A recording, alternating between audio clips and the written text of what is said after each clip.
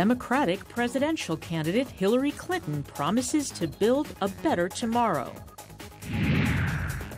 A young entrepreneur from Soweto is revolutionizing the way children in his community learn. And a countdown of Africa 54's top 5 music videos by African artists. Africa 54 starts right now. Good evening, I'm Esther Gidu. This is Africa 54.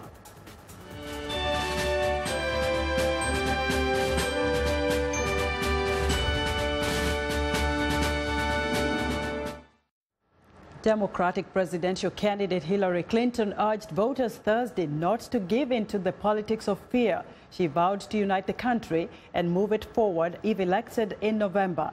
Clinton formally accepted the Democratic Party's nomination at its national convention in Philadelphia.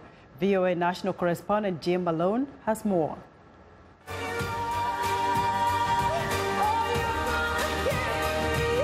On the final night of the Democratic National Convention, delegates were in a mood to celebrate and to make history. Chelsea Clinton, daughter of the 42nd president, introduced her mother, who hopes to become the 45th. I'm voting for a fighter who never, ever gives up, and who believes that we can always do better when we come together and we work together. And in a city made famous by America's founding fathers, Hillary Clinton stepped into the spotlight to make some history of her own as the first woman presidential nominee of a major political party. And so, my friends, it is with humility, determination, and boundless confidence in America's promise that I accept your nomination for President of the United States. In a preview of the tough campaign to come, Clinton took steady aim at the man she'll run against in November, Republican Donald Trump. Imagine him in the Oval Office facing a real crisis. A man you can bait with a tweet is not a man we can trust with nuclear weapons. Clinton vowed to focus on creating jobs and growing the economy, and she pledged to work for national unity if elected in November. So let's be stronger together, my fellow Americans. Let's look to the future with courage and confidence. Let's build a better tomorrow for our beloved children and our beloved country. And when we do, America will be greater than ever. Thank you, and may God bless you and the United States of America. Afterward, Clinton was joined on stage by her husband Bill and daughter, as well as her vice presidential running mate, Virginia Senator Tim Kaine. The focus on the Democratic convention did not keep Republican Donald Trump off the campaign trail. Trump offered himself as an agent of change at a rally in Iowa. We can't go for another 4 years of Obama because that's basically what crooked Hillary Clinton is. We can't go for another 4 years of Obama. With both party conventions now over, the focus is on two presidential candidates with high negative ratings from voters, says veteran analyst Gerald Seib. It may be a very messy one, maybe an ugly one, maybe a not nice one. I mean, I think a lot of this campaign, whether people like it or not, and I don't like it, is going to be about convincing voters to vote against the other person, not for this person. And that inevitably produces a very ugly campaign. Trump got a boost in the polls after the Republican convention in Cleveland last week. And now Clinton and the Democrats are hoping for a bump of their own as they shift into general election mode for November. Jim Malone, VOA News, at the Democratic National Convention in Philadelphia.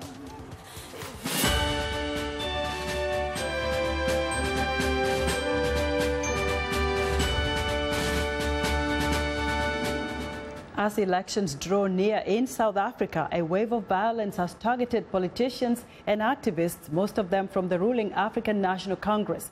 Since late last year, at least 12 people have been killed. Several of the victims were candidates in the municipal elections scheduled for August. In June, residents of the ANC-dominated Atteridgeville Township near Pretoria protested against their own party, saying they were upset that ANC leadership appointed a mayoral candidate from another province instead of the local candidate they preferred. A new report from the Institute of Justice and Reconciliation says a quarter of South Africa's more than 26 million eligible voters are willing to resort to violence to achieve political ends. Officials in Cameroon have suspended 10 newspaper and broadcast journalists for 3 months. The country's Communications Council, NCC, accused the journalists of unprofessional conduct, but the media professionals say they were suspended because they criticized the government. The sanctions come 4 months after the NCC suspended journalists from 8 newspapers and a TV station. Last year, Reporters Without Borders said the high number of suspensions was an indication the NCC has taken a tougher line toward Cameroon's media. Part 4 of our series about the new law to protect and preserve international cultural property takes us behind the scenes as experts brief Congress on systems that need to be in place to coordinate a global effort to stop the plundering of cultural treasures. VOA's Caroline Turner has more. The Congressional Task Force to Stop Terrorist Financing reviewed expert testimony on ways Congress could empower existing agencies and governments to enact into law systems that will stop terrorists from profiting from the sale of cultural antiquities sold on the black market. Experts say the art trade is an antiquated, unregulated business model in the digital world. There are two realities about collectors that are inarguable. They love to show people what they've got. That's a problem if it's hot. They hate losing money. That's a problem if you demonetize illegally owned works of art. Edsel referenced his work for the Monuments Men, where he discovered lost albums of cataloged works of art stolen by the Nazis during World War II. He advocates increased reporting and transparency by the creation of a global international registry to guarantee authenticity of the object with a clean bill of sale, a system for documentation that would make illegal works of art worthless. 100 to 200 monuments officers in the face of a war that claims 65 million lives, with no tools of technology, found and returned 5 million objects. So I'm not really interested in hearing someone tell me all the difficulties or why something can't be done today when we can read a credit card from space. Experts say the technology exists to create a registry. I would suggest maybe when you buy a car, there's a VIN number on the car and there's a logbook. You can't sell it without that. Why can't we do the same for objects? Experts say only tax cheats, smugglers with stolen works, and terrorism networks would be against a system to create transparency in the art market. Who's against transparency? If we bring that into the arena, we're not only going to be cutting down on trafficking and sources for organized crime, for ISIS and other terrorist organizations, but the Internal Revenue Service is going to be getting more of the revenue that it's due, which is going to take a burden off of taxpayers that are having to carry the share of people that are trying to duck the system. It's going to return works of art to the places from which they were stolen. There's no downside to doing this. It's just a matter of the will. I know they're marketing and selling these antiquities, in many cases on WhatsApp, the social media platform. Is there any way for us to interdict? This is what we do on a daily basis. Yeah. We track these sales. We have people on the ground who actually meet with these dealers. I regularly have on my WhatsApp, I receive every day dozens of these photos. Okay. So the problem, however, is we receive this information. What happens to it next? That's the big hole, and I quite agree with Mr. Schindel. We have no means of then moving this information on to be acted upon in any meaningful way. It's just information that gets stacked up, and then it goes down the rabbit hole and it disappears and never to be seen again. Experts want law enforcement to track criminals on social media. If WhatsApp eBay, Facebook, as these platforms are being used to market the antiquities, the interdiction can come from law enforcement getting involved on those platforms. The new law to protect and preserve international cultural property was signed into law by President Obama. It requires the establishment of a coordinating committee to preserve cultural property at risk due to political instability, armed conflict, or national disasters, and imposes import restrictions on archaeological material from Syria. Carolyn Turner, VOA News, Washington. We want to know what you think about Africa 54 and the stories we cover. Join the conversation on Facebook. The address is Africa 54, and check out our headlines 24/7 on voaafrica.com. Coming up, a young Soweto entrepreneur channels creativity by promoting literacy. Stay with us.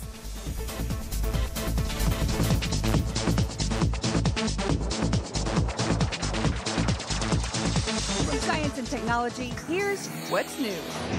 What's new? Technology startup company GeoOrbital out of Massachusetts has patented an electric bicycle wheel that can be attached to just about any make of bicycle.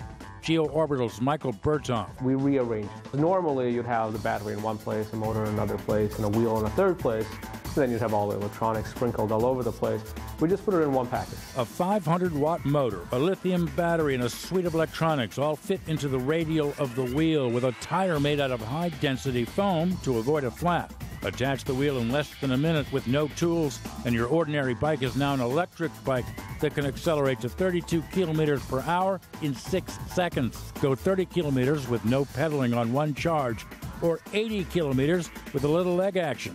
The wheel costs $800 with first order scheduled for delivery in February 2017. For VOA's What's New, I'm Todd Grossheim.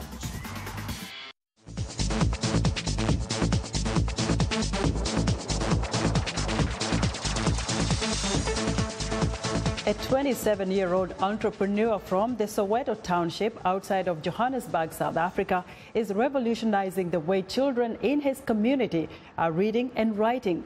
Glad Mabele, who is in the United States after receiving a Mandela Washington Fellowship through the President Young African Leaders Initiative, is the founder of Bala Books Creations, the company which teaches children between the ages of 7 and 18 to author and publish their own memoirs, has been a hit in a country where literacy levels are alarmingly low. His mission is simple: teach children to love books by helping them to write and publish their own memoirs. It's a vital project in South Africa, where literacy rates are low and schools are often criticized for not providing education that is up to standard. For Glad Mabele, who developed a love of the written word after penning down his grandmother's nighttime stories, developing a passion for writing and reading is one of the most important steps in a child's learning process. And what I've come to learn is that this project of ours has sparked off so much reading. Because the book is about you see, it's a different story altogether. And what our government needs to realize is the importance of the self. Kids are aware of that. They're aware. In fact, I think kids are more aware than adults, than we are of themselves. And for them to put that in word or to be taught to document that, it allows them to tell the most magical stories, the wonder, the playfulness of life that we don't have as adults. You see it through the kids. Kids have those stories. You don't have to search for them. You just have to give them the tools to be able to put them down. And they do, and that's what we do. We just give them the tools to say, share a story. And they put their story down. And it's amazing what they come up with. It's incredible. Mabele believes every child has a story to tell, and that with the right mentoring, many of them have the potential to develop into acclaimed writers, scientists, engineers, and doctors. We go into schools or we go into communities, learning centers, hospitals, orphanages, or places with children with disabilities. I'm really sensitive to their pain. And these are the places that we go to, and we meet these incredible children full of love. And, sometimes we have to look for partners. We have to look for a business that can partner with us to be able to go in there and to afford these kids this opportunity to have their stories documented. So far, the product has proved so popular that Mabele has been working day and night at his shared office in Johannesburg to keep up with the demand. So the project is grown incredibly beyond my expectations. I mean, we are pushing out about 2,000 books, with each schools that we work with in a month. We have about thousands of books that go out, and not just that, but thousands of more kids who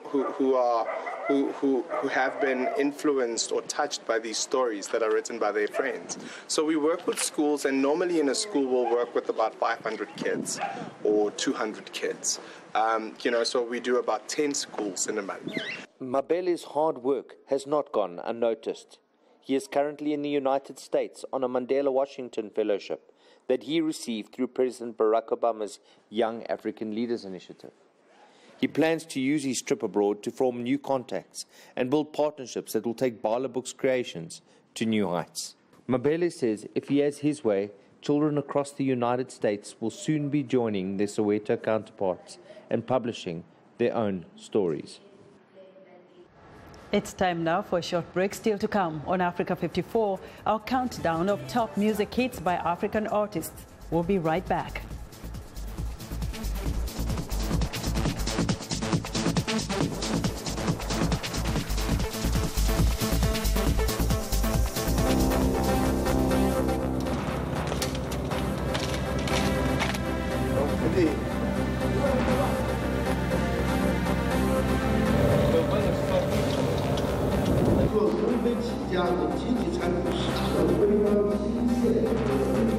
Discussions, more joint ventures.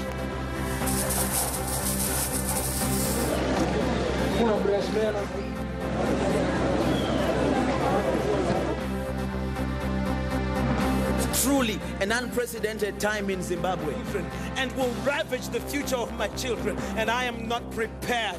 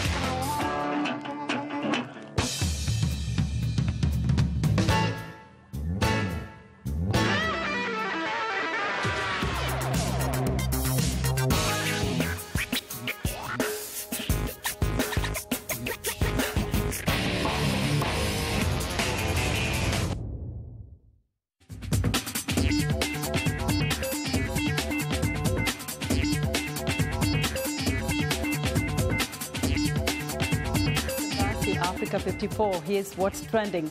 It's yet another novel use for 3D printing at London's trendy Food Inc. restaurant. It's not just the food that is 3D printed, it is also the chairs, plates, cutlery, even this rose vase for £250. Guests are served a 9-course menu, mostly designed on a computer. Organizers say just 7 minutes after opening the booking process, all 30 seats for the 3-night pop-up sold out. Each evening, they host just 10 dinner guests. In the coming months, Food Inc. plans to go on a world tour, visiting 20 cities, including Berlin, Dubai, Seoul, Rome, New York, and Las Vegas. Staying in the UK, a new article in the British medical journal The Lancet suggests that sitting for 8 hours a day can increase the risk of an early death by up to 60%. Researchers say that too much sitting increases the risk of problems, including diabetes and heart disease, because it can make insulin levels spike and might slow the body's metabolism. Health experts are once again urging people to sit less and exercise more. If you spend all day sitting, then you might want to schedule some exercise like lunchtime boxing. If you're not up for anything too strenuous, a brisk walk of at least an hour might do the trick. And finally, New York City is known for spectacular Broadway shows, but some of the best entertainment is often found underground. On the trains of the Big Apple subway system, dancers flip, spin, and climb around crowded cars, performing for a captive audience to earn money. But now the New York Police Department is cracking down on these acrobats. Why? The police say that by focusing on quality of life infractions like subway acrobats, they can stop more serious crimes in their tracks. And that's what's trending today. Nigerian fashion designer Sidamed Alfadi Sedenale, known as the Alfadi, is arguably the first African artist to make it into catwalks in Paris, New York, Milan, and beyond. Now the celebrity designer and UNESCO artist for peace is using his label to promote high-end fashion on the continent and peace in the world. VOA's Paul Ndiho has more. Born in Timbuktu, Mali in 1957, Alfadi has been described as the magician of the desert. He is recognized in the fashion industry as one of the greatest names in fashion on the African continent.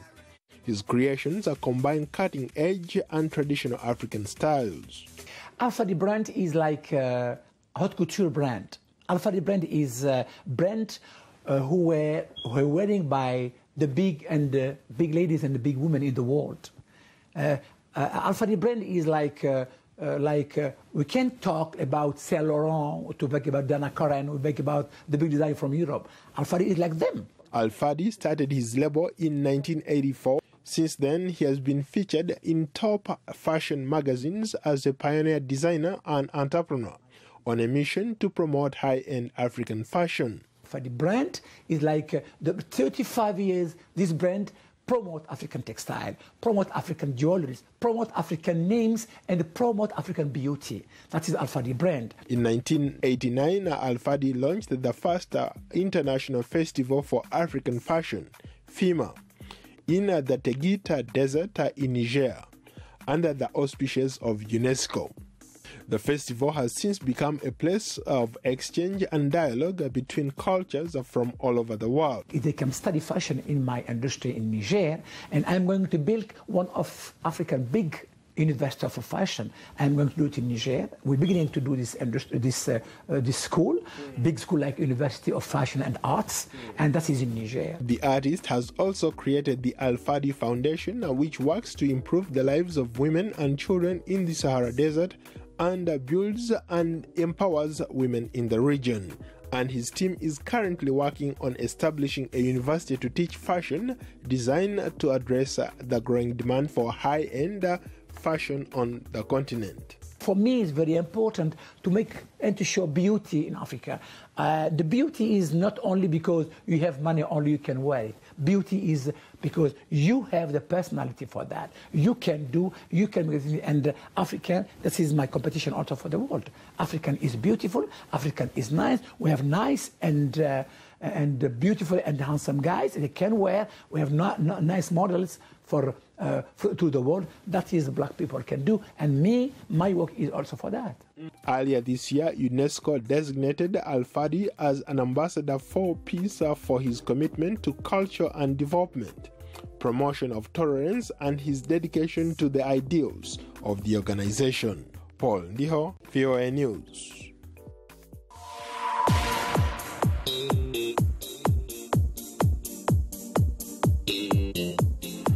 In today's Music Makers segment, we're bringing you a countdown of Africa 54's top 5 music videos by African artists. Now here's your host, Sanusi Diallo.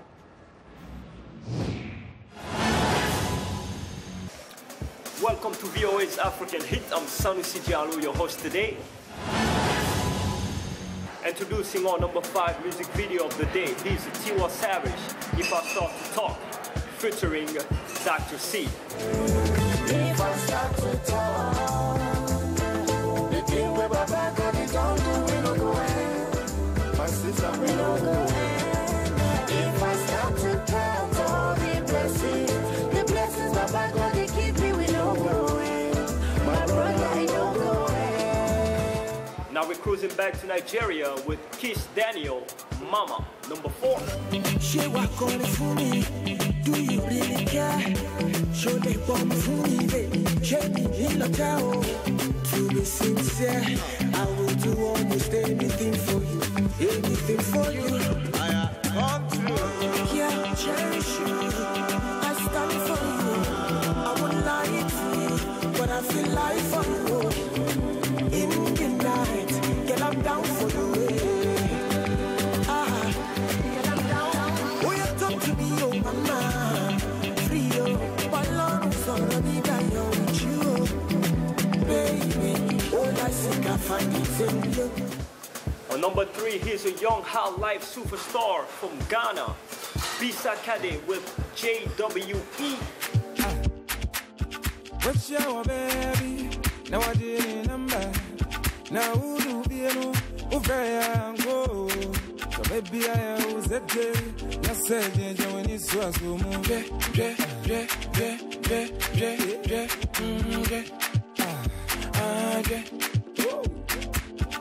Oh, did you remember now about that? Very well. I say, you with mommy, miss a watching. Why would you live in no? That's a wood, that's a no.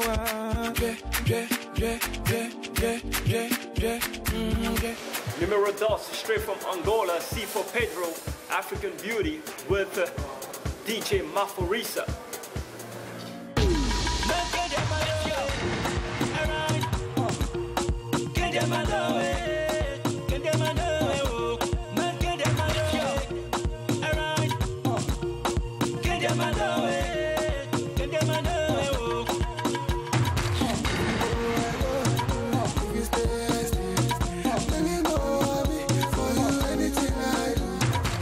Coming on number 1 spot of the week, here's the man himself who don't need an introduction, Serge Beno, Maître de ma life. Yeah.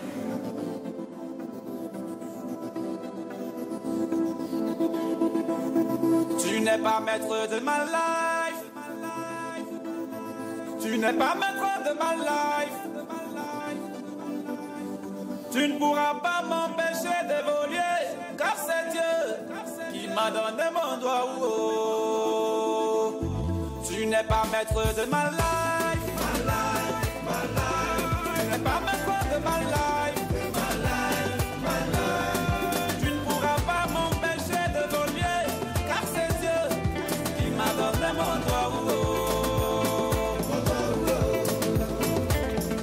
Je me rappelle à Yo pour qu'on cite ici, c'est la batche d'Andier.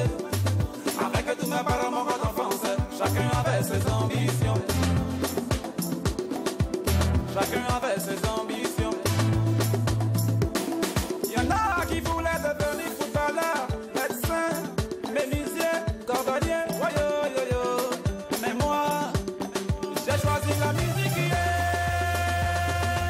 Make sure to check our social media pages at VOA's African Hit. The African Musical Countdown, it's on VOA's African Hit. Once again, thanks for watching. We'll see you next week.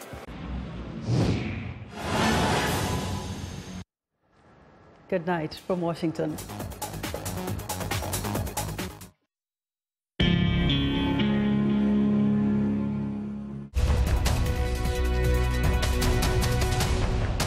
Welcome to the Voice of America's Newswords. This word is one you hear in stories about business or trade. Outsourcing. Ships in America's ports bring in more goods from China than the United States exports to the Asian nation. A key reason is that many U.S. companies have transferred their manufacturing to China, a process called offshore outsourcing. Outsourcing is when companies send the production of goods or services to another country. Sometimes they hire people in foreign countries to do the work. Companies do this to save money when labor and other costs are high at home. So, the next time you hear the word outsourcing, your American English will be good enough to know what this newsword means.